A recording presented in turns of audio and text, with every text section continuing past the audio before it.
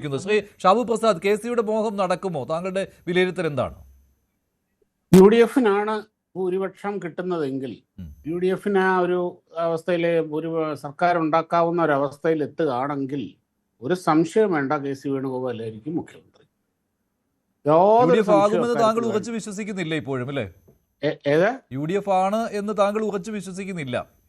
ഇല്ല. എന്താ വെച്ചാൽ ഒരു കാര്യം പറയട്ടെ, ഇപ്പം ഈ വന്ന നമ്മുടെ കൺമുമ്പിലുള്ള ഡേറ്റ, ഇപ്പൊ അവസാനത്തെ ഡേറ്റ എന്ന് പറഞ്ഞു കഴിഞ്ഞാൽ ഈ ഇവരുടെയാണ് എക്സിറ്റ് പോൾ ഡേറ്റകളാണ്. എക്സിറ്റ് പോൾ ഡേറ്റകളിൽ കൊടുത്തിരിക്കുന്ന പറഞ്ഞാൽ ഇവർക്ക് ഒരു എഡ്ജ് ഉണ്ട് എന്നുണ്ടെങ്കിൽ പോലും അതൊരു നേരിയ എഡ്ജാണത്, ഒരു നാരോ ആയിട്ടുള്ള എഡ്ജേ അവർക്ക് കിട്ടിയിട്ടുള്ളൂ. അപ്പോൾ അവർ കാര്യമുണ്ട്. ഇപ്പം നിങ്ങളുടെ തന്നെ സർവേയിൽ ഏതാണ്ട് 3 to 5% അഭിപ്രായമില്ലാത്തവരാണ്. ഈ ഒരു എങ്ങനെ പോയാലും ഏതൊരു സർവേക്കും മഞ്ജുഷേ ഒരു മാർജിൻ ഓഫ് എറർ എന്ന് പറയുന്നൊരു സാധനം ഉണ്ടല്ലോ. ഒരു 5 to 10% മാർജിൻ ഓഫ് എറർ നമ്മൾ ഏതിനും കൊടുക്കണം. ആ 5 to 10% മതി കാര്യങ്ങൾ മാറി മറിയാൻ. ഇനി വേറെ കാര്യമുണ്ട്. ഇതിപ്പോൾ ഈ റിസൾട്ട് കണ്ടു കഴിഞ്ഞ് കഴിഞ്ഞാൽ, ഇപ്പം ഈ ഡേറ്റ കണ്ടു കഴിഞ്ഞാൽ നമുക്ക് തോന്നുന്നത് ഏകദേശം 2011 തെരഞ്ഞെടുപ്പിൻ്റെ ഒരു റിസൾട്ടിനോട് അടുത്താണ് ഇത് നിൽക്കുന്നത്. അന്ന് പക്ഷെ ഒരു കാര്യം ഉണ്ടായിരുന്നു, അന്ന് BJP എന്ന് പറയുന്ന ഇത്ര വലിയൊരു ഫാക്ടർ ആയിരുന്നില്ല. BJPക്ക് അന്ന് 10-11% വോട്ടേ ഉള്ളൂ. ആ വോട്ട് അപ്പോൾ ഇവിടെ BJPയുടെ അതിശക്തമായ പ്രസൻസ് ഇവിടെ സീറ്റുകളിൽ പ്രതിഫലിച്ചാൽ, റിസൾട്ടിൽ പ്രതിഫലിച്ചാൽ, ഈ പറഞ്ഞ എക്സിറ്റ് പോൾ റിസൾട്ട് ഒന്നും മാറാൻ ഒരു ഡിസിസീവായിട്ടുള്ള ഒരു ഡേറ്റ അല്ല ഇത്. റിസൾട്ട് ഫലമല്ല ഇപ്പൊ ഈ എക്സിറ്റ് പോൾ തന്നിരിക്കുന്നത്. ഇപ്പൊ ബംഗാളിലേത് അതൊരു ഡിസിസീവാണ്, ആസാമിലേത് ഡിസിസീവാണ്. ഇപ്പം ഈ പറഞ്ഞ മാർജിൻ ഓഫ് എറർ BJPക്ക് എഗൻസ്റ്റ് ആയിട്ട് മാറിയാൽ പോലും ആസാമിലും ബംഗാളിലും BJP തോൽക്കുന്ന പ്രശ്നം ഉദിക്കുന്നില്ല. എന്നാൽ ഇവിടെ അതല്ല അവസ്ഥ. ഈ മാർജിൻ ഓഫ് എറർ UDF-ന് എഗൻസ്റ്റ് ആയാൽ അവിടെ കഴിഞ്ഞു കഥ. അങ്ങനെ ഒരു വലിയ ഫാക്ടർ ഇവിടെ ഉണ്ട്. അതുകൊണ്ട് ഇപ്പം എല്ലാവരും നമ്മളിപ്പം ഓൺ ആൻഡ് ആവറേജ് എല്ലാ ഏജൻസികളും നടത്തിയ എക്സിറ്റ് പോൾ സർവേ എടുത്തു കഴിഞ്ഞാൽ ആവറേജ് സീറ്റ് UDF-ന് ഒരു 70-നും 75-നും ഇടയ്ക്കാണ്. ഇത് എത്ര അപകടകരമായ സിറ്റുവേഷൻ ആണെന്ന് ആലോചിച്ച് നോക്കൂ. അതിനിടയ്ക്കാണ് ഇവിടെ ഈ മുഖ്യമന്ത്രി ചർച്ചകൾ ഇവിടെ നടക്കുന്നത്. എന്തുകൊണ്ടാണ് താങ്കൾ കെ.സി. ആയിരിക്കും മുഖ്യമന്ത്രി ആവുക എന്ന് പറയുന്നത്? കാരണം വേറൊന്നുമല്ല, കോൺഗ്രസ് ഇപ്പൊ ഇവിടെ നമ്മൾ ഇവിടെ എല്ലാം പറഞ്ഞു ജനാഭിലാഷം, പിന്നെ MLA-മാരുടെ എന്താ അവരുടെ പാർലമെന്ററി പാർട്ടിയുടെ തീരുമാനം, ഇങ്ങനെ വല്ലതും ആണോ എന്ന് ഇവിടെ കാര്യങ്ങൾ നടക്കുന്നതിൻ്റെ മഞ്ജുഷേ.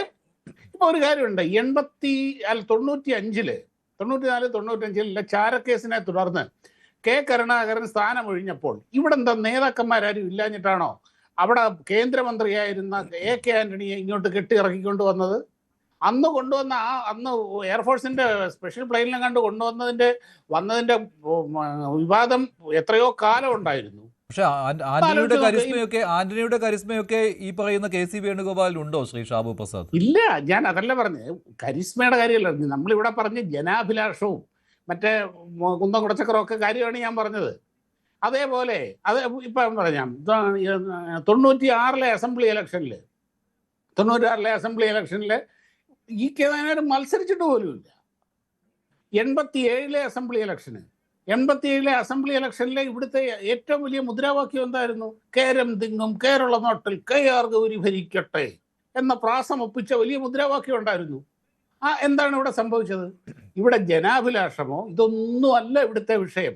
ജനങ്ങൾക്ക് അങ്ങനെ പ്രത്യേക അഭിലാഷമൊന്നും ഇല്ലാന്ന്. ഇപ്പം ഒരു ഇലക്ഷൻ വരുമ്പോൾ ചോദിക്കുമ്പോൾ VD സതീശൻ കൊള്ളാം, അല്ലെങ്കിൽ മുഖ്യമന്ത്രിയാണ് പിണറായി വിജയൻ, അദ്ദേഹം മുഖ്യമന്ത്രി ആയിരിക്കുന്നുണ്ട്, മുഖ്യമന്ത്രി കൊള്ളാം, അദ്ദേഹം മറ്റേ പ്രതിപക്ഷ നേതാവാണ്.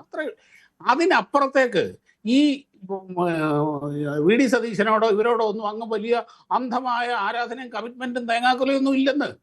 ഇനിയിപ്പം നാളെ ഇയാള് ഇവിടെ വന്നു, UDF-ന് ഭൂരിപക്ഷം കിട്ടിയെന്നിരിക്കട്ടെ, കെ.സി. വേണുഗോപാൽ മുഖ്യമന്ത്രിയായി ഒരു 2 മാസം കഴിഞ്ഞ് കഴിഞ്ഞാൽ ഇവിടെ നടക്കുന്ന സർവേ നോക്ക്, ഏറ്റവും നല്ല മുഖ്യമന്ത്രി ജനാഭിലാഷം കെ.സി. വേണുഗോപാൽ, ഇതായിരിക്കും കിട്ടുക. ഇത്രയേ ഉള്ളൂ ഇവിടുത്തെ ജനാഭിലാഷം എന്നൊക്കെ പറയുന്ന സാധനം. അല്ലാതെ ഇതൊന്നും അത്ര വലിയ സീരിയസ് ആയിട്ടുള്ള സാധനമൊന്നും അല്ല.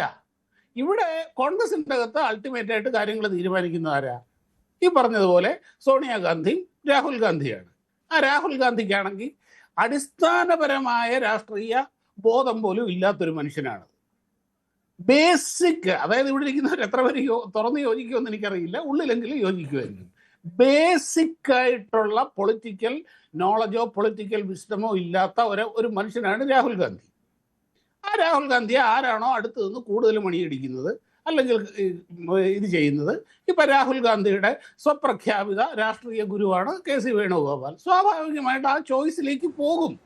ഇവിടെ ഒന്നും ചെയ്യാൻ കഴിയില്ല, യാതൊന്നും ചെയ്യാൻ കഴിയില്ല ഇവിടെ. അതാണ് ഡോക്ടർ ജി ഗോപകുമാർ, താങ്കൾ അങ്ങനെയാണോ കാണുന്നത്? ഷാബു പ്രസാദിന്റെ വിലയിരുത്തലുമായിട്ട് താങ്കൾ യോജിക്കുന്നുണ്ടോ? അല്ല, രാഷ്ട്രീയത്തിൽ നമുക്ക് സാധ്യതകളുടെ കലയാണ്. അതുകൊണ്ട് ഇത്തരം കാര്യങ്ങൾ നമുക്ക് പെട്ടെന്ന് പ്രവചിക്കാൻ പറ്റില്ല. പക്ഷേ ചുറ്റുപാടുകളുടെ ആനുകൂല്യം KC വേണുഗോപാലിന് അനുകൂലമാണ് എന്ന് ഞാൻ പറയും. അത് ഇവിടെ വ്യക്തമാണ്. കഴിഞ്ഞ 5 വർഷം പ്രതിപക്ഷത്തെ നയിച്ച, പ്രത്യേകിച്ച് ഇടതുപക്ഷത്തിന് മറുവശത്ത് ശക്തനായൊരു നേതൃത്വം നൽകി, ഇടതുപക്ഷത്തിൻ്റെ എല്ലാ ആരോപണങ്ങളെയും ചെറുത്ത് തിരിച്ചങ്ങോട്ട് ആക്രമിച്ച് അതുപോലെ ശക്തനായി നിന്ന ഒരു നേതാവാണ് സതീശൻ. അപ്പോൾ സതീശനുണ്ടാക്കിയ ജനകീയത എന്ന് പറയുന്നത് ഇടതുപക്ഷനെ നേരിട്ടത് കണക്കും എല്ലാം ശക്തമായി പറഞ്ഞ് അങ്ങനെ കിട്ടിയ ഒരു പിന്തുണ ആർജിച്ചതാണ് അദ്ദേഹത്തിന് ഇത്രയും വലിയൊരു പോപ്പുലാരിറ്റി. പഠിച്ച് പറയുന്നു എന്നുള്ളത് കൊണ്ടും പിണറായിയെ ഭയമില്ലാതെ സംസാരിക്കുന്നുവെന്നും അസംബ്ലിയിൽ നല്ല ഹോംവർക്ക് ചെയ്യുന്നുവെന്നും സാമ്പത്തിക കാര്യങ്ങളിൽ വൈദഗ്ധ്യമുണ്ടെന്നും അതെല്ലാം കൊണ്ട് കിട്ടിയ ഒരു പേഴ്സണാലിറ്റി അപ്രൂവലും ജനകീയതയും പ്രോബബിൾ ചീഫ് മിനിസ്റ്റർ എന്നുള്ള ഒരു കൺസെപ്റ്റ് ജനങ്ങളുടെ മനസ്സിൽ വന്നതും ഇതുവരെ അദ്ദേഹം മന്ത്രിയായിട്ടില്ല, മറ്റ് സ്ഥാനങ്ങൾ വഹിച്ചിട്ടില്ല. അപ്പോൾ സ്ട്രെയിറ്റ് ആയിട്ട് അങ്ങനെ ഒരാൾക്കൊരു അവസരം കൊടുത്താൽ രാഷ്ട്രീയം സംശുദ്ധമാകുമെന്ന് കുറച്ച് UDF അനുഭാവികൾ വിശ്വസിക്കുന്നുണ്ടെന്നാണ് ഒരു വസ്തുതയാണ്. അപ്പോൾ ജനകീയത അതവിടെ ഇല്ല എന്ന് പറയാൻ പറ്റില്ല. കഴിഞ്ഞ 5 വർഷത്തിൻ്റെ അല്ലെങ്കിൽ 10 വർഷത്തിൻ്റെ ഇടതുപക്ഷ ഭരണത്തിൻ്റെ പശ്ചാത്തലത്തിൽ അവസാനത്തെ 5 വർഷം ശക്തമായ അസംബ്ലിയിൽ പ്രതിപക്ഷത്തിന് വേണ്ടി ഫൈറ്റ് ചെയ്യാൻ നിന്ന് അത് നിസ്സാരമല്ല, കാര്യമായിട്ട് തന്നെ ഫൈറ്റ് ചെയ്തു. അതിൻ്റെ ഗുണമാണ് UDFന് ഇപ്പോൾ നേരിയ മുൻകൈ ഇത്രയും ശക്തമായൊരു പശ്ചാത്തലത്തിൽ, പ്രത്യേകിച്ച് ഇടതുപക്ഷ മുന്നണിക്കകത്ത് 11-12 പാർട്ടികളുള്ളപ്പോൾ അതിനെ നേരിടാനുള്ളൊരു കഴിവുണ്ടാക്കി കൊണ്ടുവന്നതിൽ സതീശനും തൊട്ടുപിറകിൽ രമേശ് ചെന്നിത്തലയ്ക്കും അതിൻ്റേതായൊരു സ്ഥാനമുണ്ട്. ഷാബു പ്രസാദ് പറഞ്ഞതിനകത്തൊരു വസ്തുത വളരെ വ്യക്തമാണ്.